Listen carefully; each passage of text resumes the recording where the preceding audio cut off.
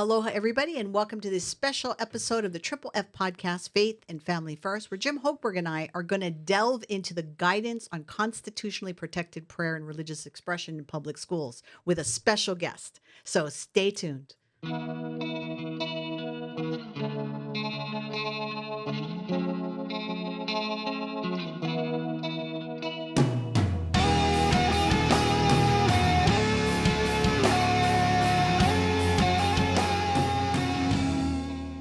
Welcome to the show, Jim. Well, thank you. Welcome to you, too. Well, I'm glad that I don't only have to look at you today. We have a very special guest. I'd like to introduce Eric Buehrer from Gateways to Better Education. Welcome to the show, Eric. Hey, great.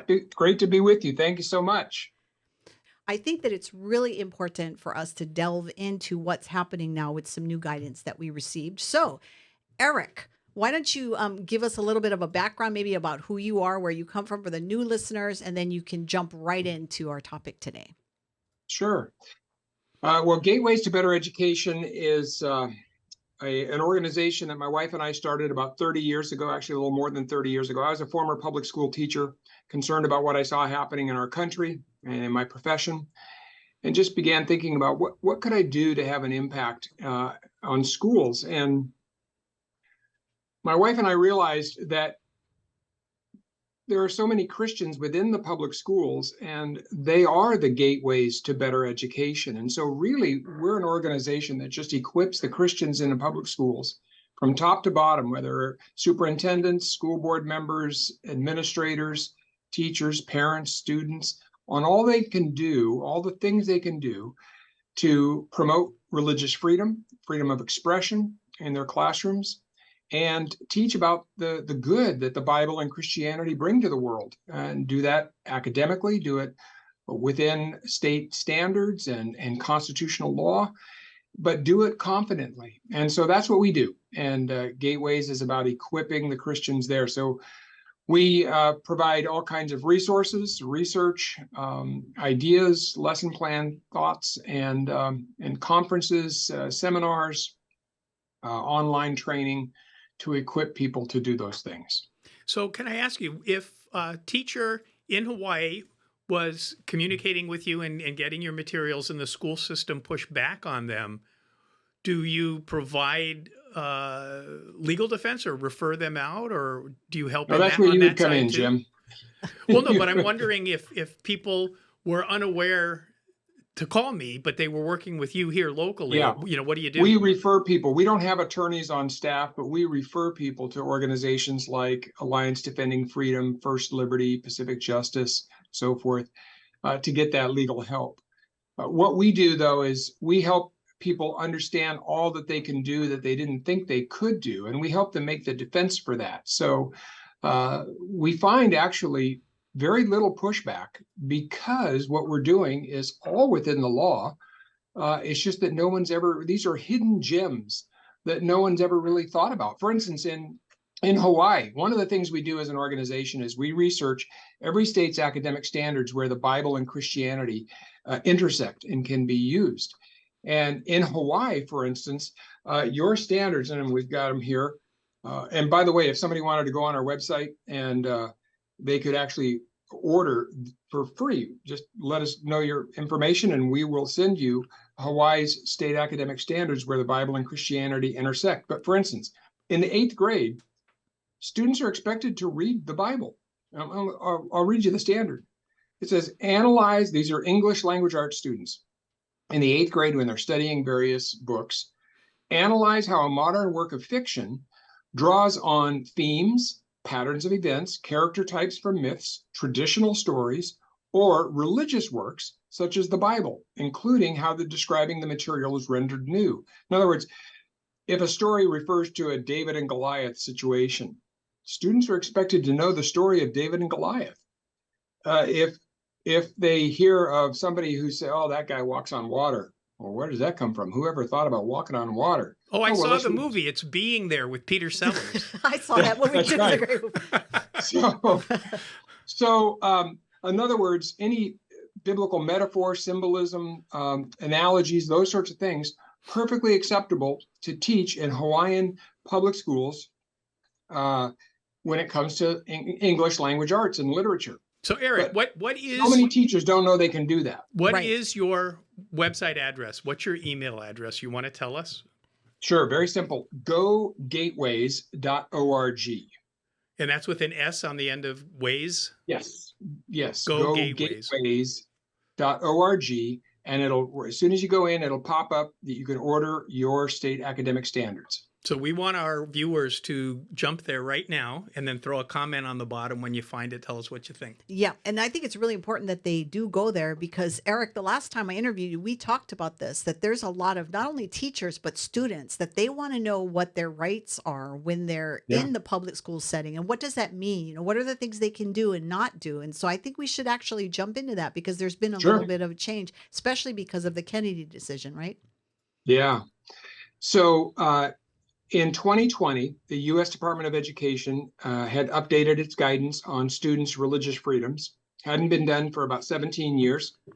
We began lobbying the Department of Education, asking them to do that. Gave them all kinds of recommendations, and to our delight, they did it, and they used our recommendations. And by law, it's supposed to be updated every couple of years. And so the Biden administration has just recently updated it. May 15th was the release of the new update. And, big question people have is, should we be concerned? Really, I don't think so. We did a careful analysis of it, and it's basically just some wording changes. For instance, in the previous guidance, when it would say students have the right to read materials, religious literature, it would reference the Bible, the Quran, the Torah. Now it just says religious materials. Or it had another reference where it says students have the right to say grace over a meal. Well, they just changed that to students have the right to pray a blessing over a meal. So very minor word changes. The things they did add had to do with the Kennedy case. And, if you're familiar with the Coach Kennedy case, he took a knee on the 50-yard line up in Bremerton, Washington.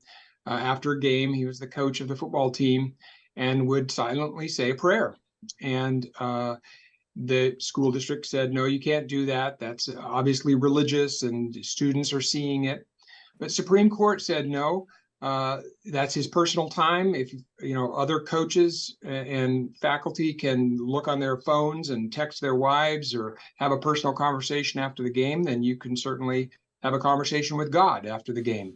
And just because students happen to see it doesn't mean that it's being endorsed and promoted by the school. And so they used some of those references as well. And they've included the word coaches when they refer to teachers, administrators, and coaches as they refer to prayer. And they've got an interesting statement in there that says that even if students see the employee praying, that doesn't mean that they cannot do it. So that was very good to see that clarity. It was very good. I should let Jim share with you. Here in Hawaii, we had kind of an interesting situation too with the way that our Department of Education had some guidelines written. So Jim, why don't you talk about that? Well, so first of all, if you've looked at the standards in Hawaii, you may have also looked at the structure of our education system. We have a single statewide Department of Education and a single statewide Board of Education, which is appointed by the governor. We have no local levels of school board effort. We have divisions and districts within the state school department for the different localities, mostly the islands. But everything is centralized, top-down Politburo style. And so it's kind of interesting to see how they react to things. For instance, the Kennedy decision. There was, after the Kennedy decision, a school counselor in one of our public schools, which had I known what you did at the time, I would have told him to call you first for the standards review aspect, because I was helping him with the legal review. He wore a hat that said, like a baseball cap, that said something about Jesus. I actually don't remember. And a lanyard that had his photo ID on it. The lanyard had something about Jesus, and they didn't want him wearing it. And so we wrote a letter. I was representing Hawaii Family Forum, wrote a letter to the school board and the department and said, you've got to change these policies because of the Kennedy decision. And you have to tell them what that one sentence was in the policy. That was pretty funny. Go ahead. No, I don't. I want to be. You got to be accurate. Well, I'm not sure I remember because it was like a year ago. It was so obnoxious. It's just the way that it said about what you can do, and it can't be seen. It was very ambiguous. It was actually very ambiguous because our government in general loves to regulate through ambiguity. It gives them a lot more wiggle room. And Eva and I are lobbyists, and we go down and try and get them to tighten stuff up through our testimony, and they thank us politely and go on. They tell us to stay warm and well fed. But anyway, so the school board actually adopted a modification of the policy, which was religion in the schools, which wasn't worth suing over because they greatly dragged down the ambiguity and clarified it.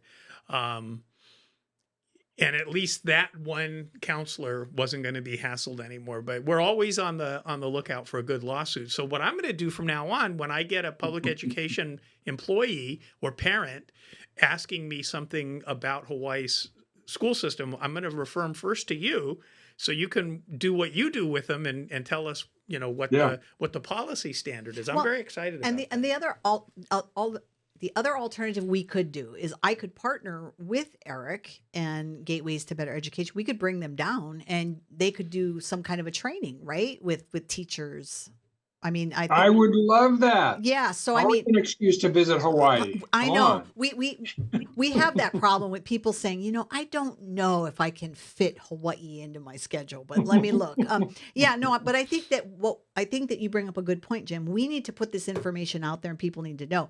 And actually, I should have thought to connect you with Gateways when this whole conversation came up, but Yeah, you're not as young as you used to be. As you age, your brain kind of gets jumbled. But okay, so let's walk into some of this. I mean, you've already mentioned some of them. So as if I'm a parent and I've got a kid in a public school system, or maybe I'm a kid in a public school system listening to this show and interested, why don't you walk us through some things we need to be aware of? Regarding their religious freedoms, what they can do? Yes. Oh, okay. And by the way, we have a one-page, two-sided document there that quotes from the latest guidance, from the 2023 guidance. And it's all about what students and what teachers' religious freedoms are. And those are on our website. If you go to gogateways.org/free to speak. So gogateways.org/free to speak. And then you can download that and distribute it. If you've got a student club, a Christian club on your campus, distribute them to your classmates. If you in your church, get them out there, because the more people know, then the more empowered they are. But simple things. Basically, the government looks at it this way. It's a matter of free speech. You can talk to whomever you want to, including your maker, about whatever you want to, including your faith. So the government doesn't get in the way of that. And if a student wants to express their faith in a class discussion, they have an opinion on something, even if it's a controversial opinion like gender and that sort of thing, the teacher cannot shut that down. They cannot treat it any different than they would any other opinion or speech, just because it's a religious opinion. So we've had situations where, students, I remember one parent contacting us because during Martin Luther King, right before Martin Luther King Day, they were talking about his I Have a Dream speech. And the teacher said, well, what are some of your dreams? I'll write them on the whiteboard. And one of the Christian students said, well, my dream is that everybody would come to know Jesus.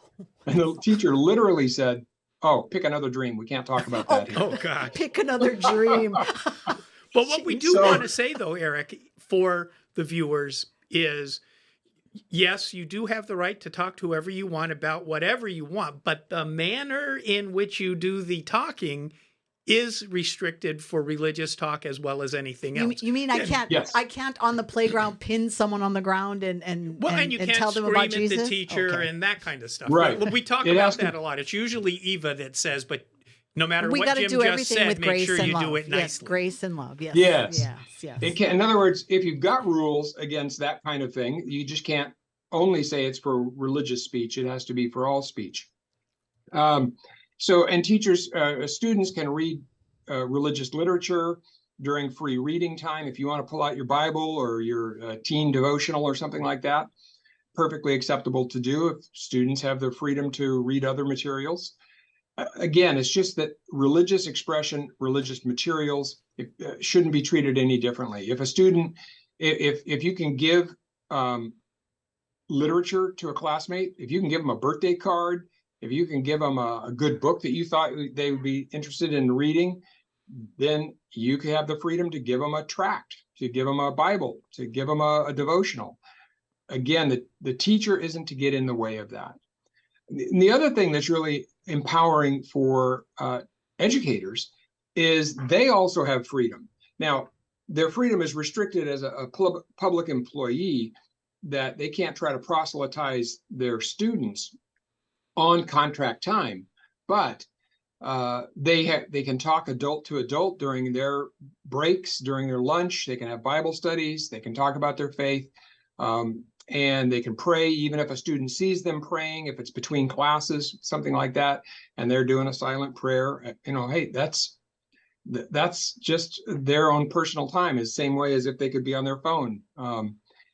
And they can also, I'll tell you a story. I had a teacher contact me, and I'll give you a contrasting two stories. I've had one teacher tell me how she led one of her kids to the Lord on their knees in the back of the classroom.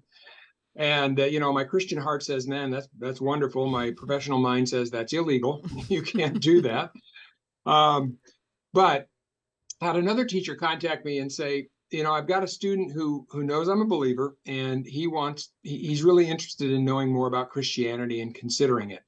What should I do? And I said, okay, call his mom. He was a single mom, and so call his mom and talk to her and explain what her son has said to you, and ask if you could meet for coffee, the three of you, at a local cafe, and talk about it off contract time in the evening. And you're doing that in front of the parent. And, the mom was like, hey, whatever's going to make my son a better guy, I'm fine with that. And so he explained the gospel. The son prayed the prayer to accept the Lord and did it right there in front of the mom. And that was perfectly legal. I love this for a couple of reasons. Number one, because you're including the parent in the discussion. And, we're, as Christians, a lot of times they want to make us believe that we're the ones doing the things that are wrong, and we're trying to hide what we're doing. But I love that because, saving the child, as, the teacher wants to bring the child into the kingdom of God. That's great. But think about the witness you're also doing to the parent. So I love that, and they're doing it like coffee and all that kind of stuff. I think the other good thing, and maybe you could talk a little bit about this, is we encourage kids to start their own Bible clubs at school, which they're also allowed to do, right? And that's right. A good way for the kids to come together in a place that, where they can talk Jesus, they can talk scripture. But where it might get a little tricky is, what if there's a Christian teacher that hears about this Bible club and wants to participate? How does that work? Okay. So yes, the students have the freedom to start a club if it's called the Equal Access Act. If the school has a policy that allows for non-curricular related clubs, so it's not just a math club or an English club or a French club, it is, other extracurricular clubs, then they can't restrict it just because of the religious or political positions of the club. And so it needs to be student-led, student-initiated, but typically schools will require that you have a teacher advisor or a teacher present just for liability reasons. You have to have an adult in the room.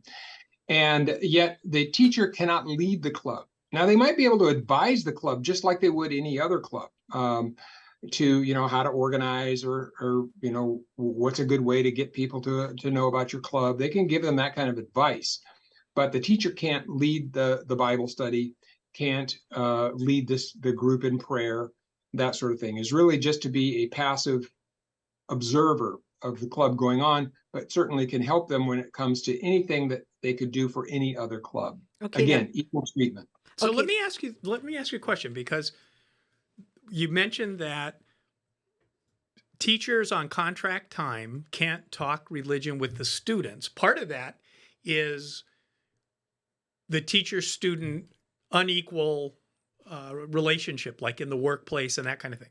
So then my question is, why is it that on contract time, teachers can talk transgender things with kids?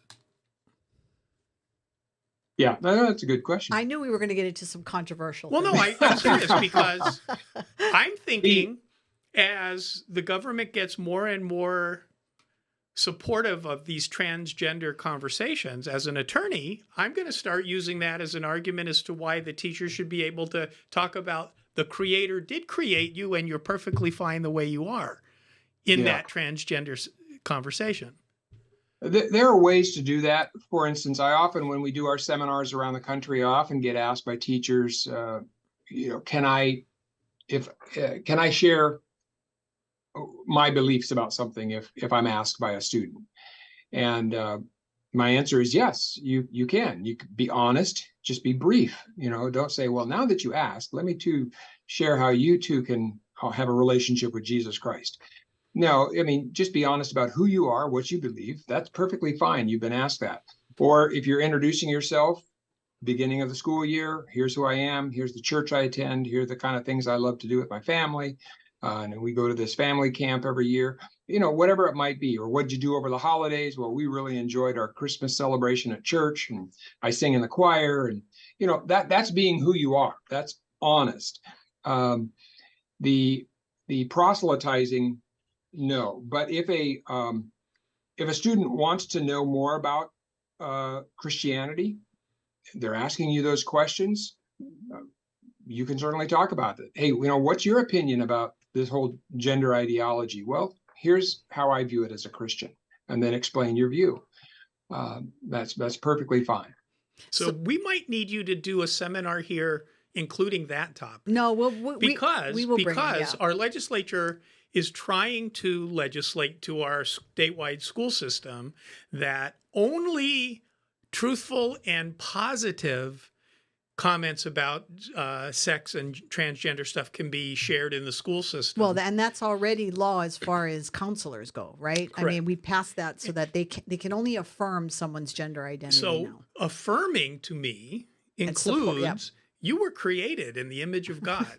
And I affirm that. Well, so for our viewers and listeners out there, if you are interested in us partnering with Gateways to Better Education to bring them down here, then I want you to comment below, send me an email at eva@hawaiifamilyforum.org, and we will make that happen, because I do think that as we move forward, this is going to be a bigger topic. But I have one more controversial question for you, and then we'll end on something positive.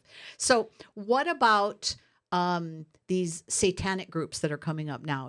We hear about them. They're having their, I don't want to call them Bible studies, like whatever they'd call it. And there are parents that are saying, well, we shouldn't allow that. So how do you feel about that? Yeah, that's a interesting situation. They're not actually worshiping Satan. They use that as a provocative name of their club because they want to try to scare the Christians from or the school administrators into not allowing other clubs. And so they have taken the Equal Access Act and said, okay, well, if you're going to give equal access, then you got to give equal access to Satan clubs.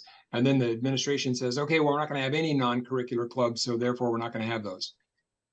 But if you look at what the clubs actually address, and they say this, that teach about Satan, they're just critical thinking, good discussions, puzzles, art, all these just kind of fun activities with kids.